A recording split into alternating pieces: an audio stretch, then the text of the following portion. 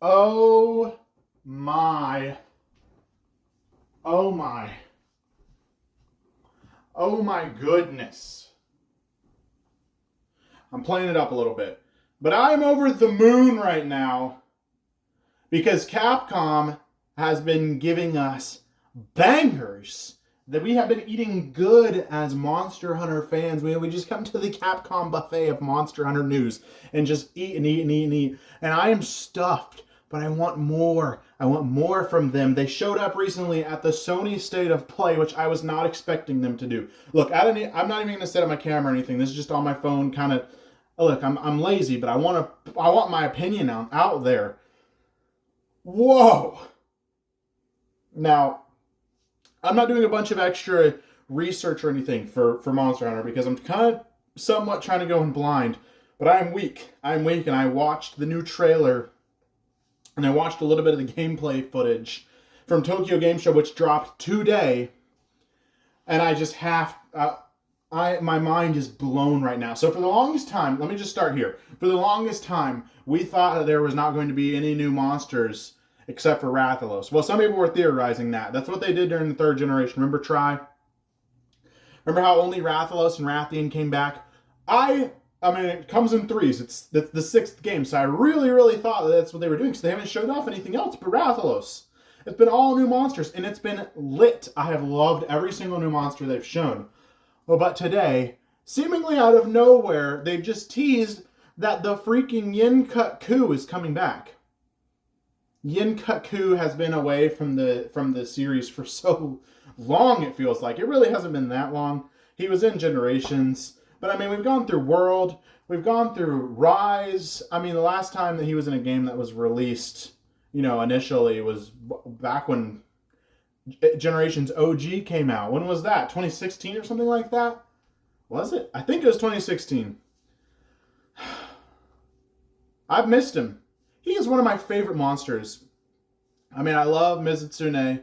I love Zenogre because I'm basic. But Yin-Cut Ku is a top 5 monster for me. And I really thought he was gone. He was the original teach you how to play the game monster.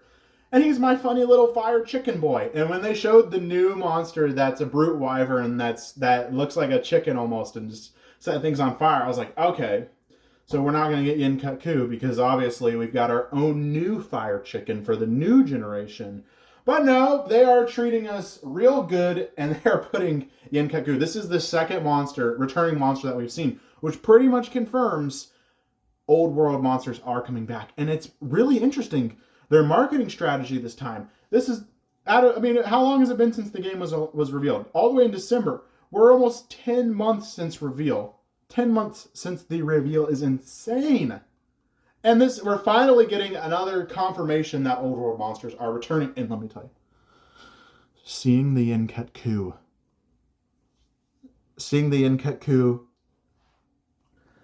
in high fidelity rendering. Oh man, that character model looks incredible. I am so excited.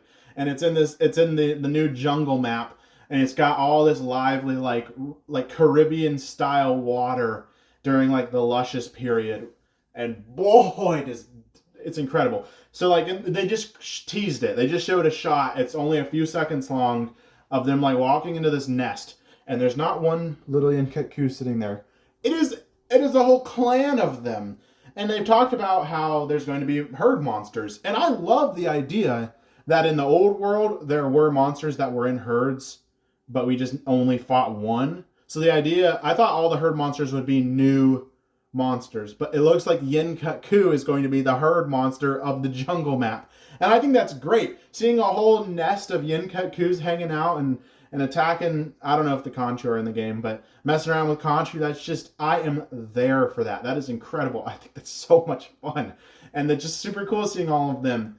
Something about seeing a bunch of Yin-Cut Kus at the same time, just, oh man, it felt like taking something I've known and am so familiar with, but making it feel real for the first time.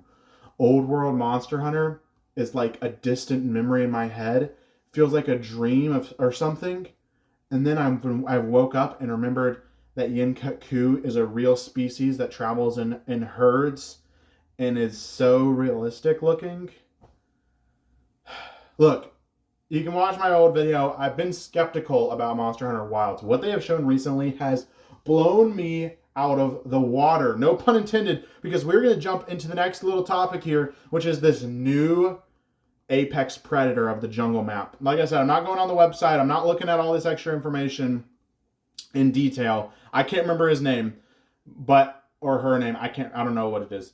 But it is this huge, fat, Amatsu looking fish creature who's got all these creepy deep sea colors to him, and he's got these big fins, which even when he's on land are flapping like they're flowing through water. And when I saw that, it tapped into some instinct in my head that told me, we're afraid of the ocean. This is like the first monster. There is kind of there with his nest in the volcanic hollow, but this is like the first real monster to genuinely like strike fear into me. Dude, it's so creepy looking. Like, I can imagine basically the jungle map is going to flood with all these little waters as it rains. It's pouring rain down in there, and all the waters are going to come up, and you're going to start feeling familiar because it's going to feel like the flooded forest from the third generation. And there's not Gobel down there. It's not the Royal Ludrith. It's this new, disgusting, creepy looking Apex Predator who's a big fat belly. He can walk on land. But you just look down in the water and you just see this big head slowly creep up. Oh, it freaks me out. But man, I like honestly getting kind of some of the new monsters in this game are just really weird looking, and I love it. I love weird designs, and I like how Monster Hunter is grounded. It's it's fiction. Some of the things in it are supernatural, obviously like in-game stuff. But for the most part, the environments and the monsters are grounded in our reality. It's like, oh, okay, practically I could see this monster existing in this type of ecosystem. And boy, does it strike fear into me. Anyhow, this game is looking incredible. One thing they also confirmed that I think is really cool is that there won't be any load zones between the maps. So for a long time, we were kind of wondering, like, okay, is this really open world? Is it going to be one big map? And to me, it seems like it's not like a Breath of the Wild where you can climb over everything and it's basically one square and you can exist all in. It's going to have like little weaving paths on some of the maps where you can't climb up walls and stuff, and they're going to funnel you, they're going to funnel you into the different maps themselves, but they are tied together as one big map. And who knows? There might be like rocks blocking it and you got to do something with the story, but eventually I've got a feeling this is going to be one big map. They have not confirmed whether or not it's going to be a lot of maps or just a few, because they're pretty big. A lot of people are speculating 3 maps. I'll tell you what, if they do 5 of these big boys, which is actually where my money is, that'll be insane. These maps are huge.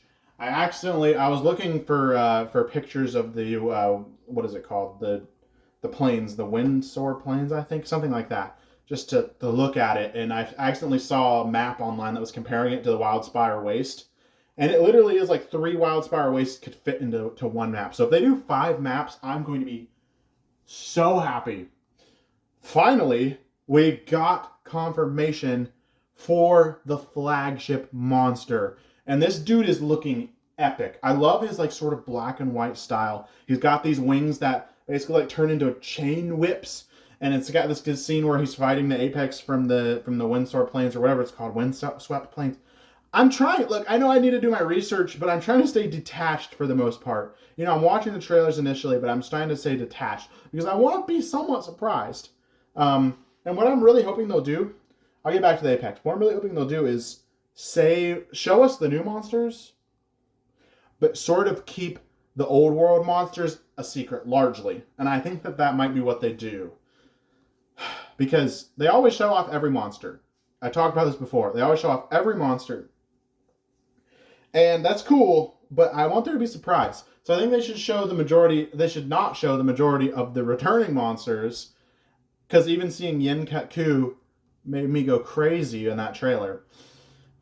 So the Apex monster from the original map, the Windsor Plains, whatever they're called, and the new flagship are battling it out. We get some more information about the story, about how there's a village of keepers who maybe chained up this monster and thought it was thought to be extinct, but it escaped. And he looks epic. And my favorite part is that the game now has splash art, which Monster Hunter covers are some of my favorite things. They're so epic. Those are the things that stick out in my mind. Obviously, my beautiful Monster Hunter poster right there. But they gave us some splash art, and it looks awesome. And alongside with the splash art, we got a release date of February 28th. I was really hoping that it would be in the first quarter, and I am very pleased. We're like 150 days out. We're almost there. 5 months, guys. We can do this. We're going to hang in there. I already pre-ordered the game. It's ready to download on Steam as soon as it's available. Honestly, my Christmas is in February. So, anyways, just wanted to discuss some of the things that excited me about the new information they've dropped since Sony State of Play and Tokyo Game Show. Take it easy, guys. Stay crispy.